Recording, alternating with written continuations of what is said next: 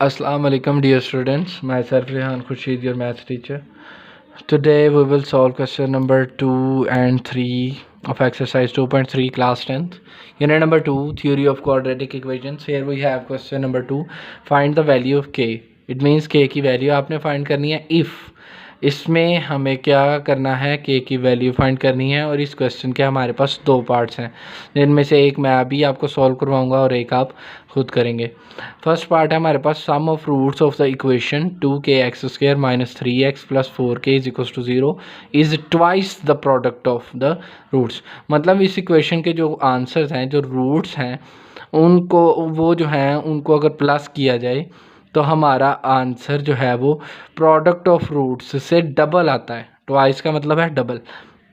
तो सॉल्व करते हैं। सबसे पहले इक्वेशन को नीचे राइट करेंगे। यहाँ पर x² का कोफिशिएंट क्या है 2k और इसे हम बोलते हैं a। x का कोफिशिएंट क्या है -3, तो यह हो गया हमारा b। और कांस्टेंट टर्म है हमारे पास 4k, तो ये हमारी हो जाएगी c की वैल्यू। तो सम ऑफ रूट्स का हमने फॉर्मूला पढ़ा था -b/a, तो -b/a तो माइनस ये वाला पहला वैसे ही रहेगा, ठीक है। फिर b की वैल्यू क्या है -3 और नीचे 2k, तो माइनस माइनस प्लस हो जाएगा और हमारे पास आंसर आ जाएगा 3/2k। इसी तरह प्रोडक्ट ऑफ फ्रूट्स का हमने फॉर्मूला पढ़ा है c/a, तो c/a में सबसे पहले हम c की वैल्यू पर रिप्लेस करेंगे, वो है 4k, और नीचे a की वैल्यू है 2k। तो यहाँ k से कट जाएगा और 2 1 ज़ा 2 2 2 ज़ा 4 हमारे पास 2 आ जाएगा। अब हमें गिवन जो कंडीशन है उसके मुताबिक सम ऑफ रूट्स जो है वो डबल है प्रोडक्ट ऑफ फ्रूट्स का। तो it means according to given condition sum of roots is equals to 2 times product of roots। मतलब sum of roots डबल है product of roots का।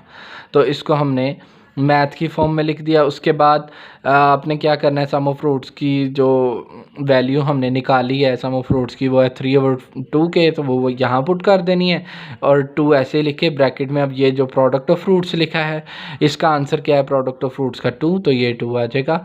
यहाँ पर ये हम 2 के साथ मल्टीप्लाई होकर हो जाएगा 4, और यहाँ से 2k जाके 4 से मल्टीप्लाई हो जाएगा, तो हमारे पास ये कंडीशन आ जाएगी, ठीक है। उसके बाद हमने क्या करना है, 4 2 ज़ा 8 के आ जाएगा हमारे पास, और यहाँ पर 3 वैसे ही। तो अब हमें k की वैल्यू चाहिए, तो 8k के साथ मल्टीप्लाई हो रहा है, दूसरी तरफ जाएगा 3 के पास तो डिवाइड हो जाएगा। इस तरह k का आंसर आ जाएगा 3/8। अब इसके सेकंड पार्ट में जस्ट यहाँ पे ये जो कंडीशन है ये थोड़ी सी चेंज करके दी है, जिसमें उन्होंने शायद ऐसा कहा है sum of roots is equals to 3/2 times product of roots. मतलब इस 2 की जगह आएगा 3/2 या 2/3 आई थिंक। तो फिर जो भी मतलब होगा क्वेश्चन बिल्कुल सिमिलर है इसी की तरह, बस यहाँ पर कंडीशन जो गिवन है उनकी वो आपने ध्यान से समझनी है, ठीक है। नेक्स्ट हमारे पास क्वेश्चन नंबर 3 है, फाइंड के की वैल्यू फाइंड करनी है इफ़ अगर sum of squares of the roots of the equation x² - 2kx plus into 2k plus 1 is equals to 0 is 6। जबकि इस इक्वेशन के रूट्स के स्क्वायर का सम जो है वो हमारे पास 6 है, ठीक है। अब इसके रूट्स तो हम निकालेंगे नहीं क्योंकि हमारे पास यहाँ पर k है, तो k की वजह से हम एग्जैक्ट आंसर निकाल भी नहीं सकते जब तक हमारे पास k की वैल्यू नहीं होगी। तो k की वैल्यू निकालने के लिए सबसे पहले हम इसके दो रूट्स लेट कर लेंगे। Let alpha and beta are the roots of the equation. Equation यहाँ आप राइट कर देंगे, ठीक है। उसके बाद आपने यहाँ पर देखना है a क्या है हमारा x² का कोफिशिएंट, वो है 1।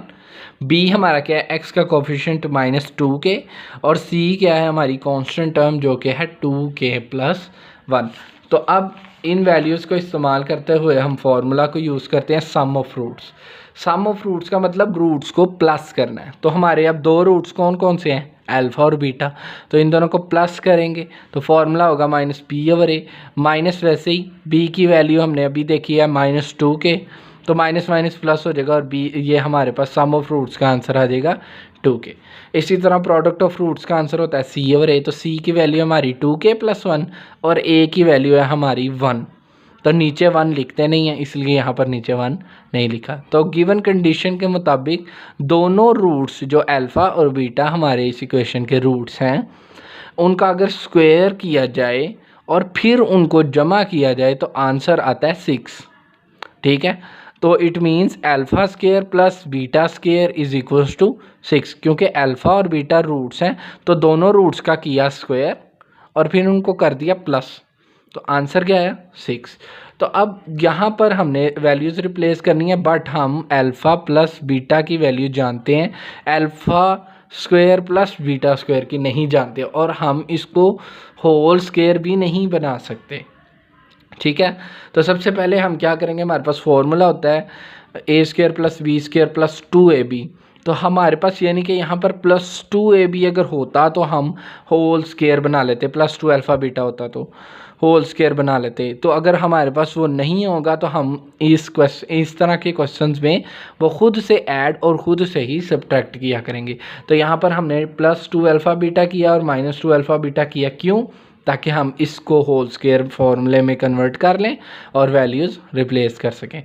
तो plus 2 alpha beta minus 2 alpha beta लिखने के बाद आपने इन तीनों से फॉर्मूला बना लिया alpha plus beta whole square, और ये बचा माइनस 2 अल्फ़ा बीटा वैसे ही और 6 भी वैसे ही।